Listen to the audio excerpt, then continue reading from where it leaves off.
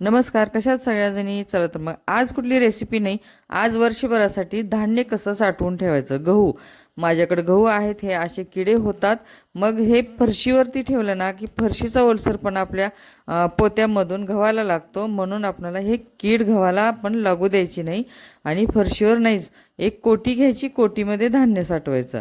तर धान्य हे उन्हाला वाळत घालायचं. मे महिन्यामध्ये राशी होतात, उन्हाला मेमध्ये ऊन कडक असतं, म्हणून आपण उन्हाला वाळत घालायची गहू आणि अशी चाळणीने चाळायचे. आणि मग आपणाला त्या टोपल्यामध्ये थोडंसं गहू घेऊन बोरिक पावडर किंवा लिंबाचा पाला, तुम्ही ह्याच्यामध्ये काडी डब्बीतल्या काड्या असतात ते पण तुम्ही घालू शकता. लवंग दालचिनी पण घालतात, पण एवढं भरपूर गव्हामध्ये लवंग दालचिनी आपल्याला काही परवडणार नाही.